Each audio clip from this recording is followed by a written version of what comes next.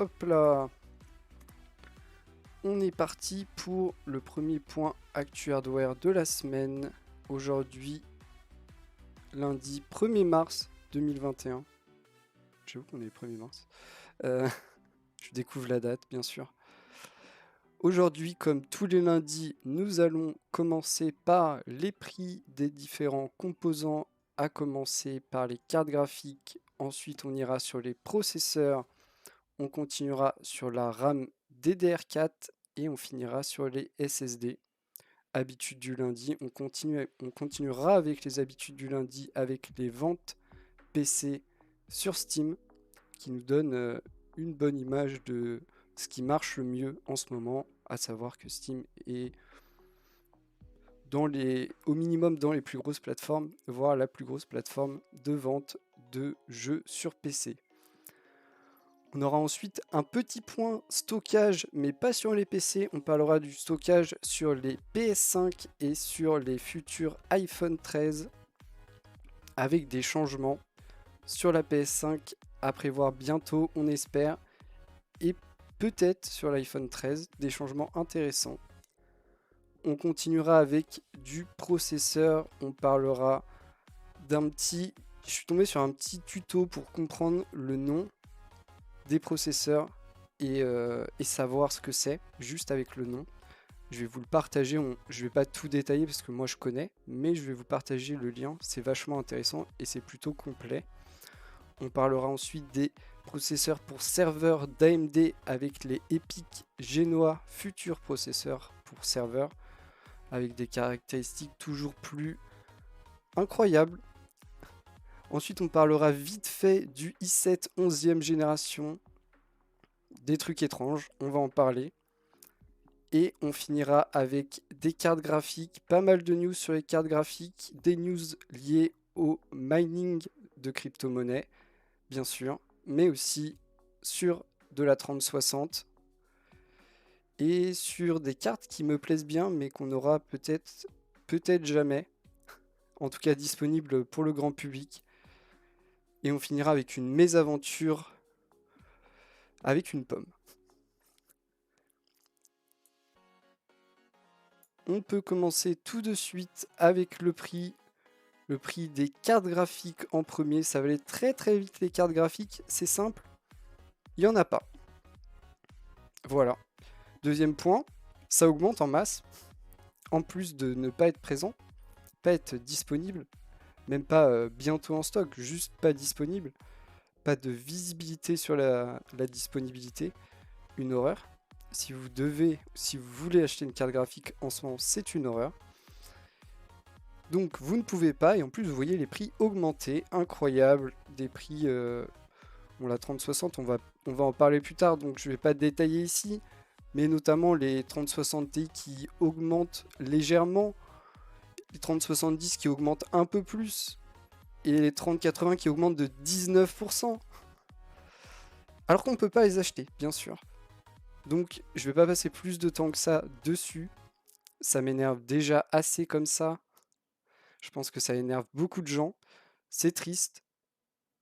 Visiblement, on ne trouve pas de solution. Au moins pas à court terme. Donc c'est problématique. Mais ça s'arrange pas. J'en dirai pas plus. Ça m'énerve tout autant que tout le monde. On continue avec des choses en stock. Et juste ça déjà, ça me fait plaisir. C'est incroyable. On est rendu bien bas. Mais il y a pléthore de processeurs disponibles. À commencer par Intel, qui, après avoir baissé ses prix sur sa 10e génération pour préparer l'arrivée de la 11e, on en parlera plus tard d'ailleurs de cette 11e, ici on voit la 9e baisser aussi.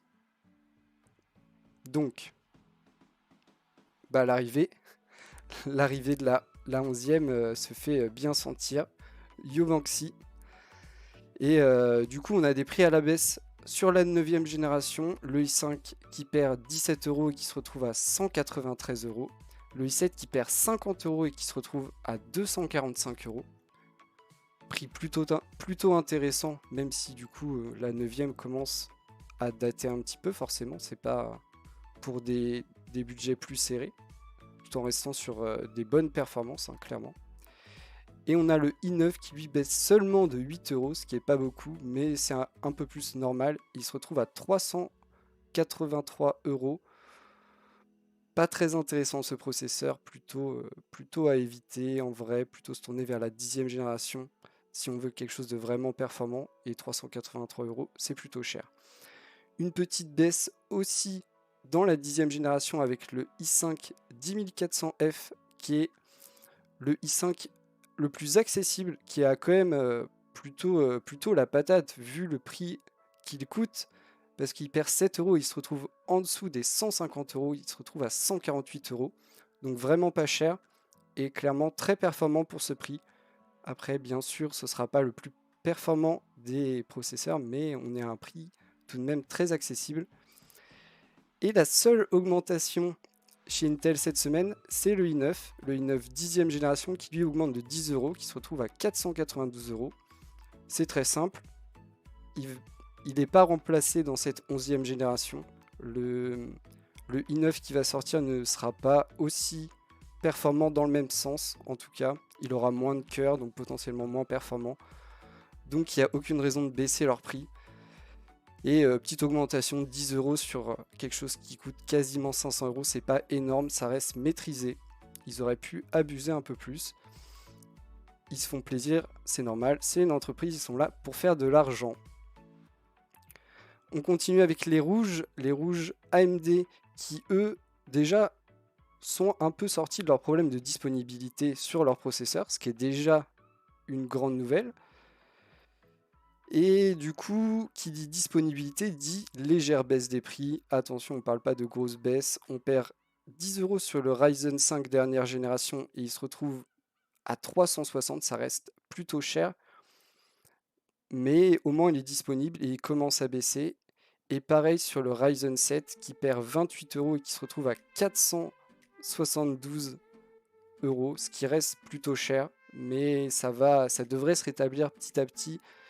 En même temps, il y a peu, ils étaient plus disponibles, donc forcément, quand c'est pas disponible, ça a tendance à augmenter, même si on peut pas les acheter. C'est bien les problèmes du marché, mais voilà, ça se passe comme ça. Donc ici, ça devrait redescendre tout doucement jusqu'à au moins revenir au prix d'annonce de sortie. Parce que là, on est encore au-dessus.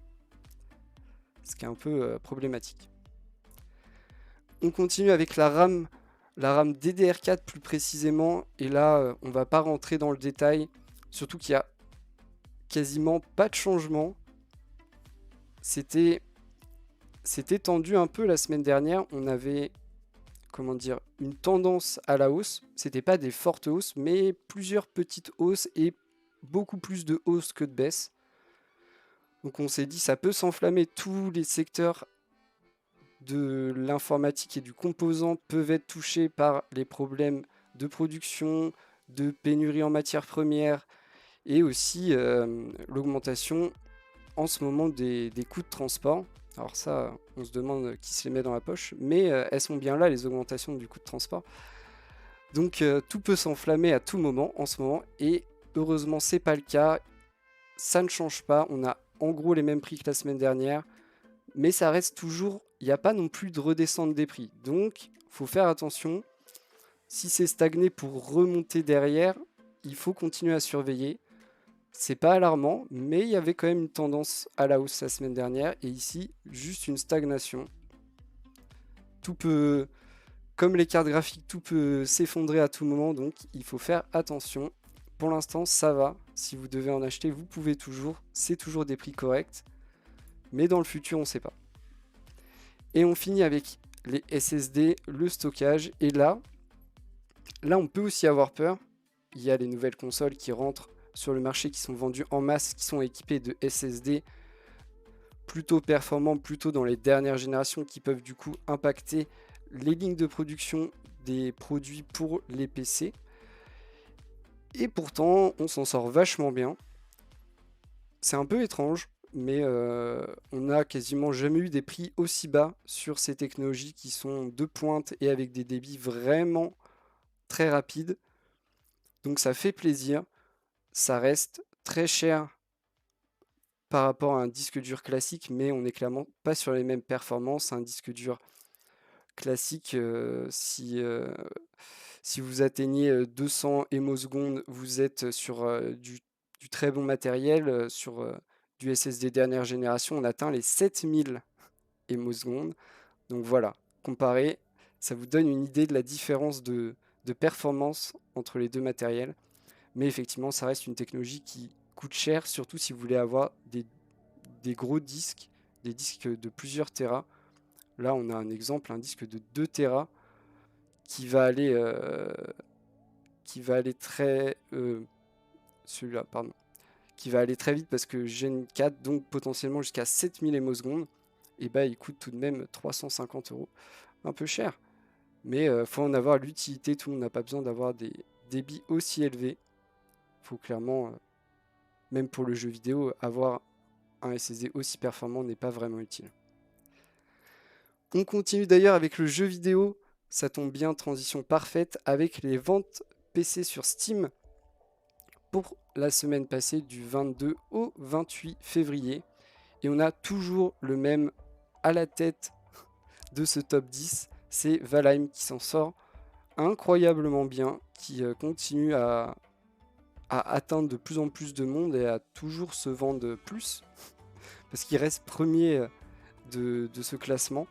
On a ensuite le Valve Index VR Kit. Alors ça, j'avoue que je comprends pas comment c'est possible qu'il soit à chaque fois.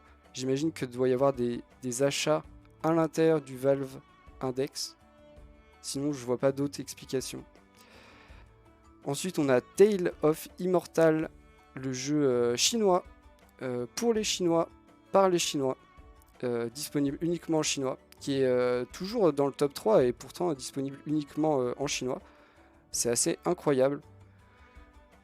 On continue avec Persona 5 Strikers et Digital Deluxe, donc qui fait 4 et 5e parce que version normale et version Deluxe. Trop fort, franchement trop fort. Bon, après c'est Sega, on peut comprendre. On a Stardew Valley qui apparaît dans ce classement, qui n'était pas là jusqu'à présent. Outriders, pareil, visiblement en précommande. Je n'ai pas du tout entendu parler du jeu, faudrait que je regarde.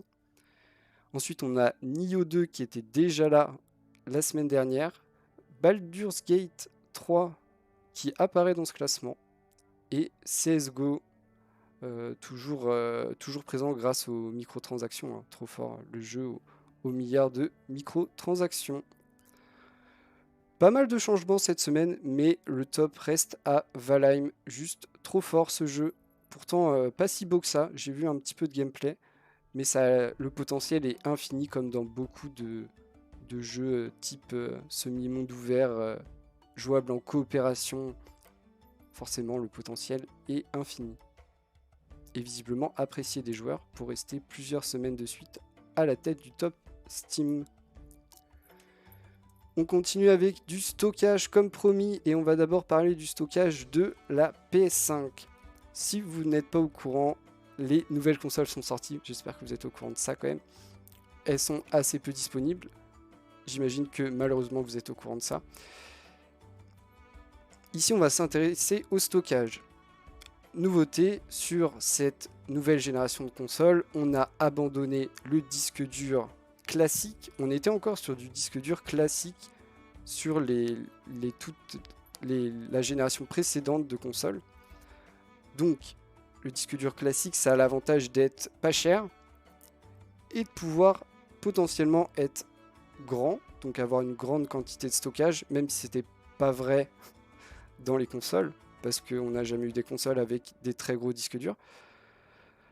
Du coup, on se faisait un peu avoir sur cette histoire. On passe enfin à quelque chose de performant, on passe sur du SSD format M2, connexion PCI Express. Je ne sais pas si c'est 3.0 ou 4.0, mais en tout cas, rien à voir. Petit avantage en termes de stockage sur la PS5 par rapport à la Xbox, c'est annoncé dès le début la possibilité d'étendre votre stockage en ajoutant juste un SSD format M2, donc comme dans un ordinateur. Sauf que, et ça, je vous avoue que je ne savais pas, n'étant pas possesseur d'une PS5, cette fonctionnalité est jusqu'à maintenant bloquée. Et là, j'ai pas compris. Là, j'ai pas compris, parce qu'on parle juste d'une prise existante sur cette PS5 où on peut brancher quelque chose. Vous comprenez, on branche quelque chose dans une prise. Mais jusqu'à maintenant, même si on branche quelque chose dans cette prise, il ne se passe rien parce que c'est bloqué au niveau du système de la PS5. Et là, là c'est la surprise. Parce que pourquoi mettre directement cette prise et pas activer? Et là, Sony, ils arrivent et ils nous disent on va bientôt l'activer. Ok, mais pourquoi vous ne l'avez pas encore fait? Et on vous annoncera ce qui sera compatible. Et là, on comprend. Encore une histoire de gros sous. Effectivement, ils cherchaient les partenariats pour rendre compatible seulement certains modèles, alors qu'ils pourraient très bien rendre quasiment tout compatible comme sur un PC. Mais non, visiblement, ils ont l'air de vouloir maîtriser le truc. Et pour l'instant, c'est bloqué. Je trouve ça totalement nul. L'idée de base est bonne. Mais là, de bloquer cette possibilité à la sortie de la console, alors que pour moi, ça reste un argument de vente certain. Derrière, vous pouvez mettre le SSD M2 que vous voulez. En fait, non. Déjà, vous ne pouvez pas le faire pour l'instant. Pour l'instant, ce n'est pas activé. Et en plus, il faudra aller voir la liste du matériel compatible et j'imagine agréé par Sony. Et ça me déçoit beaucoup. Déjà que la faible quantité de stockage, que ce soit sur la PS5 ou la Xbox Series X, m'ont beaucoup déçu. Ici, encore un sacré mauvais move de la part de Sony. Je vous avoue que je pensais directement que c'était disponible, mais non. Visiblement, ils ont choisi autre chose. Et on continue avec le stockage sur l'iPhone. On nous parle de l'iPhone 13. Alors tout est à prendre avec beaucoup de pincettes. On n'en sait pas grand-chose pour l'instant. Mais on parle d'un truc qui est intéressant et qui peut être étonnant de la part d'Apple. C'est on nous parle de 1 Tera de stockage sur ces futurs iPhone 13. Jusqu'ici, vous pouvez avoir 512 Go, je crois. Un truc comme ça, au maximum. Donc ce serait doublé. Apple qui a longtemps et qui encore maintenant essaye un maximum de vendre du stockage cloud sous forme de forfait mensuel où on paye tous les mois pour avoir tant de stockage. Et qui a toujours dit voilà, c'est ça le futur. Ici, on nous parle de 1 Tera. 1 Tera, c'est quand même énorme sur un téléphone, j'entends bien. Sur un ordinateur, c'est autre chose, mais sur un téléphone, 1 Tera, c'est énorme. Surtout qu'aujourd'hui, qu'est-ce qui pèse lourd sur un téléphone? Ce ne sont pas les applications. Les applications, pour atteindre même 200 Go d'applications, faut un sacré paquet de pages ou de dossiers.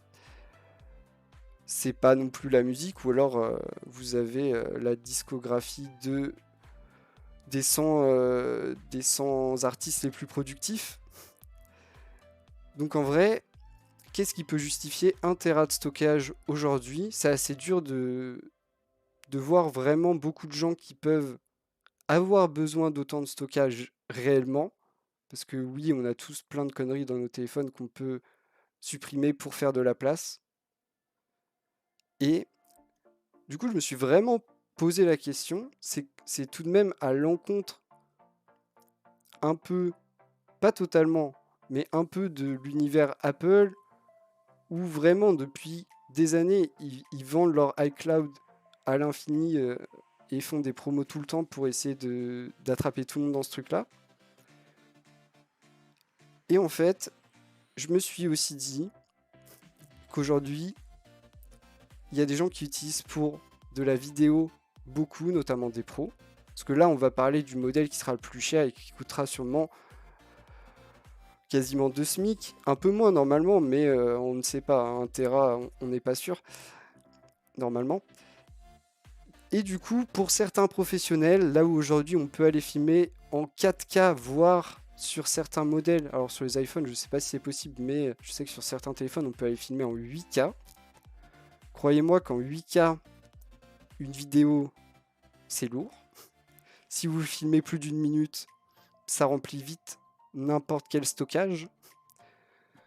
Donc à la limite, peut-être, mais ça reste vraiment de niche, des gens qui sont capables de remplir 1 Tera de stockage dans un téléphone. Moi, j'ai du mal à le concevoir. À part pour la vidéo, et du coup, vraiment un aspect plus professionnel, parce que on parle d'heures de vidéo tout de même.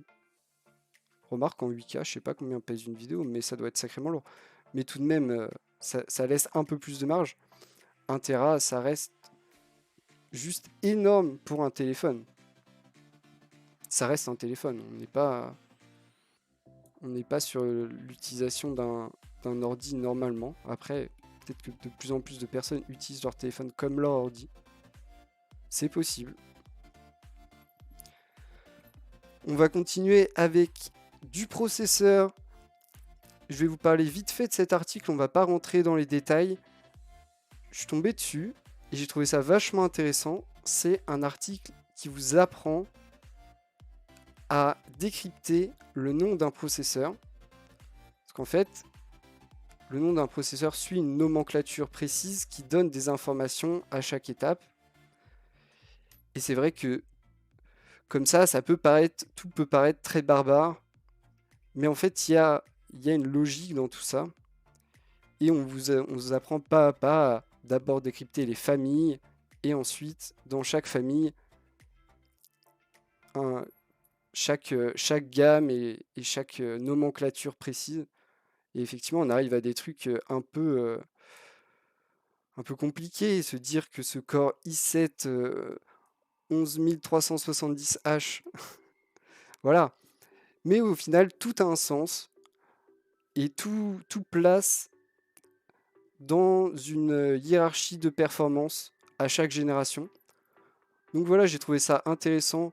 Honnêtement, j'ai tout lu et je trouve que c'est très complet et que ça apprend vraiment à comprendre. Moi, je vous avoue que j'ai pas appris grand chose, même si sur les ordinateurs portables, il me manquait quelques trucs. Je suis moins les ordinateurs portables. Et après, une fois qu'on a compris, on peut décrypter directement juste en ayant le nom, savoir où le placer. On ne connaît pas forcément directement les caractéristiques techniques, mais savoir où le placer en termes de performance et aussi en termes d'âge, forcément. Parce qu'on a la génération qui nous donne à peu près la période de sortie. Du coup, je le mettrai dans la VOD YouTube pour les gens que ça intéresse, mais c'est vraiment bien fait et exhaustif, et ça fait plaisir. On continue avec du gros processeur, du processeur qui ne sera pas pour vous et pour personne du grand public d'ailleurs, parce qu'on parle de processeurs pour serveurs et en plus des futurs processeurs pour serveurs d'AMD. Devrait sortir normalement l'année prochaine, normalement. Et on parle de monstres. Ici, on parle vraiment de monstres. On parle de processeurs qui peuvent atteindre les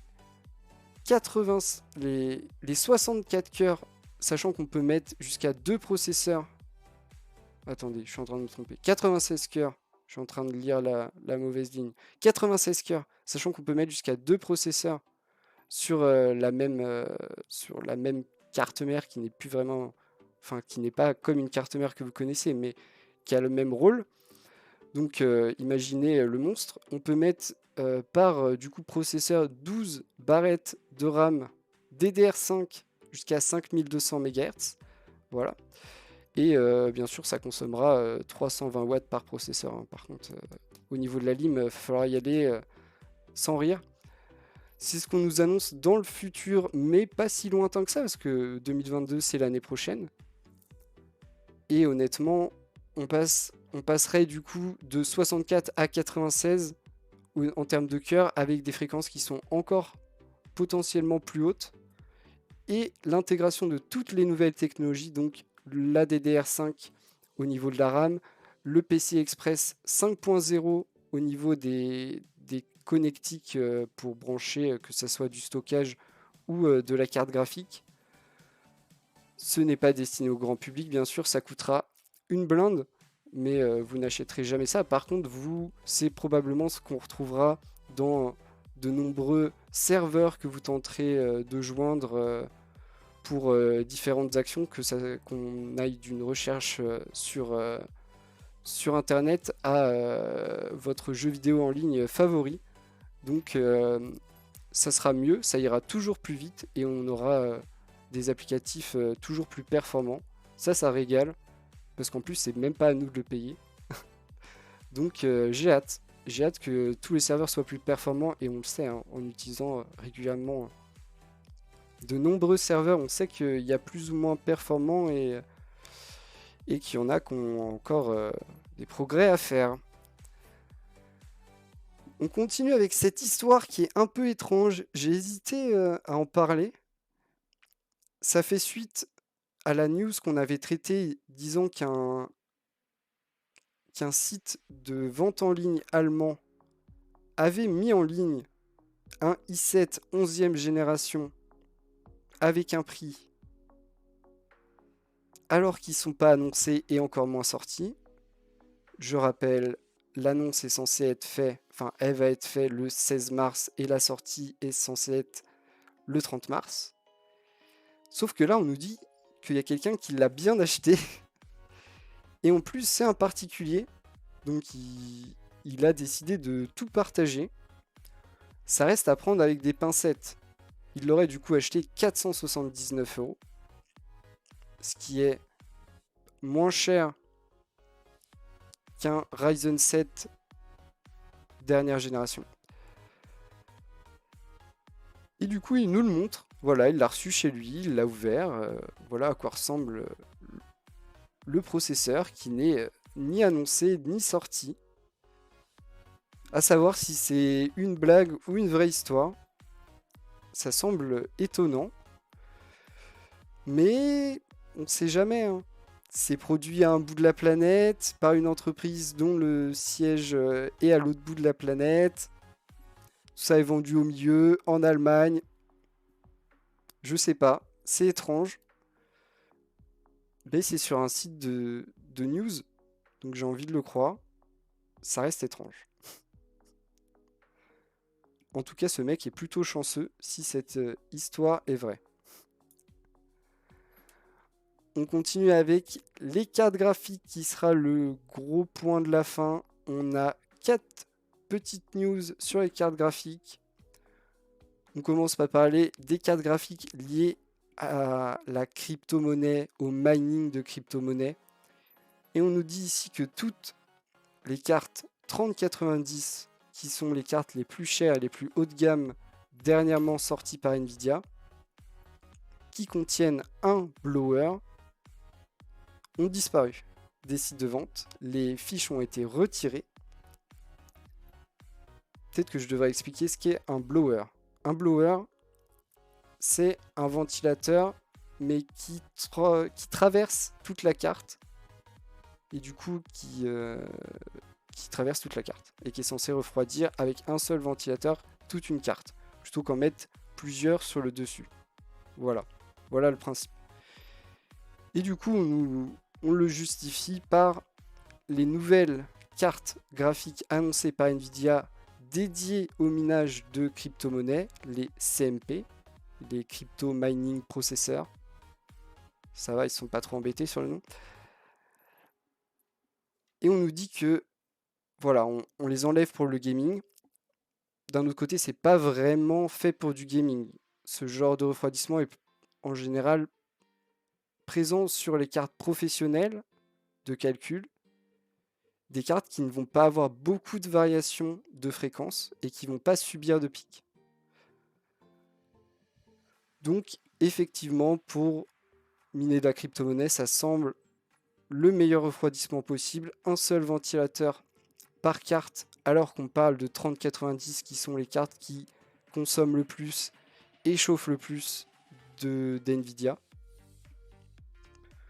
Ça peut être intéressant, effectivement. Dommage tout de même que ça disparaisse, qu'il ne reste pas quelques références. Je parle des 3090 parce que visiblement il reste quelques références sur les 3080 et 3070. Mais il y a toujours des gens qui peuvent être intéressés par ce genre de truc, des gens qui peuvent avoir besoin d'une 3090 pour un usage un peu différent du gaming. Ça reste des cartes dédiées aux professionnels normalement. C'est un peu dommage de toutes les faire disparaître comme ça et de ne pas en laisser quelques-unes. Mais on voit que ça les intéresse très très fort, hein, les cartes pour miner de la crypto-monnaie. Ils sentent bien l'argent, hein, visiblement. On continue d'ailleurs avec ces cartes pour miner de la crypto-monnaie parce qu'on en a appris un peu plus après l'annonce de ces 30 HX et 40 HX, donc les deux premiers modèles pour miner de la crypto-monnaie les plus bas de gamme par Nvidia, qui ont été annoncés basés sur une génération de puces précédentes, donc la génération Turing, là où maintenant on est sur de la génération Ampère. Ça a fait parler. En vrai, j'ai vu beaucoup de bêtises, j'ai vu beaucoup de gens se plaindre sans avoir rien compris. On remet les choses à plat sur la table. C'est une bonne nouvelle. En vrai, pour tout le monde. Vraiment, pour tout le monde, c'est une bonne nouvelle. Qui sortent en plus ces modèles en premier, c'est une bonne nouvelle pour les gamers. Ça va pas impacter. En étant basé sur une génération précédente, ça ne va pas impacter les lignes de production de la génération actuelle qui est déjà assez peu présente. Donc, leur solution, génération précédente, haute ligne de production, on sépare les gens qui veulent miner de la crypto-monnaie, qui ont bien raison parce que les cours n'ont jamais été aussi hauts, ils auront les cartes qui seront encore meilleures parce que optimisées pour, on enlève les parties qui sont faites pour du gaming, on les dédie et on les optimise pour miner de la crypto-monnaie. Ils auront les meilleures cartes possibles qu'on peut avoir, ils seront contents, et les gamers, ils s'arrangeront avec les cartes que les gens arriveront à produire si un jour il y en a. Mais c'est le mieux qu'on puisse faire. C'est le mieux qu'on puisse faire. Dans un second temps, ils sortiront des puces plus puissantes pour toujours miner de la crypto-monnaie avec les modèles 50HX et enfin 90HX, à savoir que la 50HX sera toujours basée sur du Turing, mais là avec une puce dérivée de la 2080 Ti, donc on sera déjà sur de la puce plus un max. Et là, on va vraiment taper des performances assez énormes normalement en termes de minage de crypto-monnaie. Et à la fin, on sortira la 90HX qui, elle, sera basée sur la génération et l'architecture actuelle, donc Ampère, avec une puce dérivée de la 3080. Effectivement, ce sera la mieux, ce sera aussi la plus chère, et elle arrivera en dernier, parce que pour l'instant, on n'arrive pas du tout à produire assez de cartes pour même avoir des références disponibles dans les magasins. Je parle même pas de contenter qui que ce soit, là, c'est juste avoir des références disponibles. Aujourd'hui, si vous allez sur un site de vente de composants informatiques, quasiment peu importe lequel, vous ne pourrez pas acheter de carte graphique pour faire du gaming, peu importe laquelle, peu importe votre budget. Et ça, c'est quand même assez horrible. Nvidia tente une parade et en plus essaye de contenter tout le monde. C'est quand même pas mal de leur part. Ça va pas résoudre tous les problèmes, mais ça peut alléger des pénuries en essayant de transférer la cible des mineurs de crypto-monnaie vers d'autres modèles que ceux dédiés au gaming. Et à l'heure actuelle, c'est les seuls à faire quelque chose pour essayer de résoudre le problème, hein. Je veux pas dire du mal d'AMD, mais en termes de carte graphique, ils ont 0 point. 0. On va continuer. Ça va être pas drôle. On va continuer avec la 3060, la dernière arrivée de des cartes série 30 de Nvidia. Elles sont sorties la semaine dernière. Elles ne sont pas disponibles. Non, zéro. Même le jour de la sortie, même à l'heure de la sortie, elles ne sont pas disponibles. Et elles sont plus ou moins chères. On a ici le petit graphique avec tous les prix, à savoir que dans ce graphique, nous avons que des 3060, sauf deux, celles qui sont assurées, qui sont des 3060 Ti, donc des 3060++, qui sont censées coûter plus cher, même si on voit ici que il y a beaucoup de 3060 qui sont plus chères que celle-là, qui est censée être une 3060++. Donc peut-être des questions à se poser. On a quelques références. Non, en fait, on a une référence qui est pas loin du prix annoncé par Nvidia. Nvidia a annoncé des cartes à 335 € en Europe, enfin en France. Ici, elle est à 340. Donc ça va, mais c'est le seul modèle. Après, on s'envole direct à 360, puis 400, puis 500, quoi. On reste pas longtemps. On reste pas longtemps. Clairement, si vous voulez mettre moins de 400, vous avez 3 références qui ne sont en plus pas disponibles. Honnêtement, c'est une sortie ratée. Faut dire les vrais mots. Ils ont sorti des cartes qui n'ont pas pu être achetées par personne. Même visiblement, la presse spécialisée ne les a pas. Très peu de gens, même dans la presse spécialisée, ont eu l'honneur de mettre la main sur ces cartes. Ça ressemble à une sortie de carte graphique à la AMD, c'est-à-dire mettre des références en ligne avec la mention non disponible.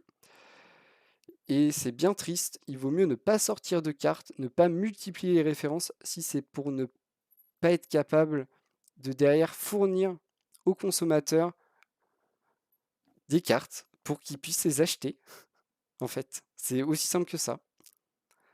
Donc très triste cette sortie de 3060. La carte est très bien, Elle sera ultra bien si vous jouez en Full HD, vous pourrez tout faire tourner dans les meilleures conditions. Elle ira jusqu'à faire le taf en 1440. Au-delà, n'essayez pas, c'est pas trop fait pour, malheureusement. Mais vous pouvez pas l'acheter. Voilà, c'est triste, mais c'est la réalité. Et on finit avec des cartes graphiques que j'ai vraiment beaucoup aimées, faites par Lenovo. Alors, je sais pas si c'est les premières, mais en tout cas, moi, c'est les premières dont j'entends parler.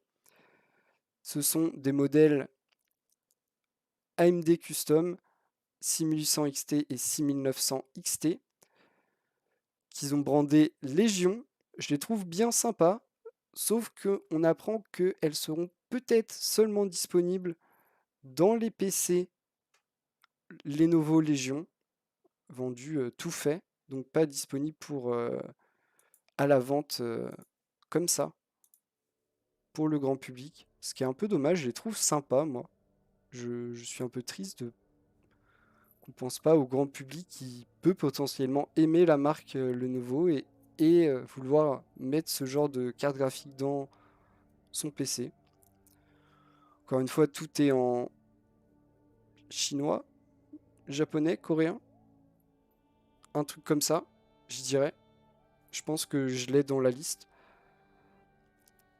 Du coup, on ne parle même pas de nous, Europe, ni même de l'Amérique du Nord. On verra. Mais je les aime bien. Je les aime bien. Il y a une petite customisation sympa tout en restant assez sobre. Beau travail. Dommage qu'elles seront probablement pas disponibles à l'achat. Et on finit avec la triste histoire du jour. Ça se passe en Chine. Une personne qui a commandé un iPhone 12 Pro Max, petit iPhone qui coûte 1500 $, dans un Apple Store officiel, qu'il a commandé du coup sur le site de l'Apple Store officiel. Ce colis qui est censé être reçu dans un casier, ils appellent ça un locker, et donc vous recevez un petit message pour dire votre colis est arrivé dans le casier, allez le chercher. Sauf que quand elle allait chercher son colis, ce n'était pas un iPhone 12 Pro Max, c'était ceci. Donc une boisson à la pomme à 1500 $.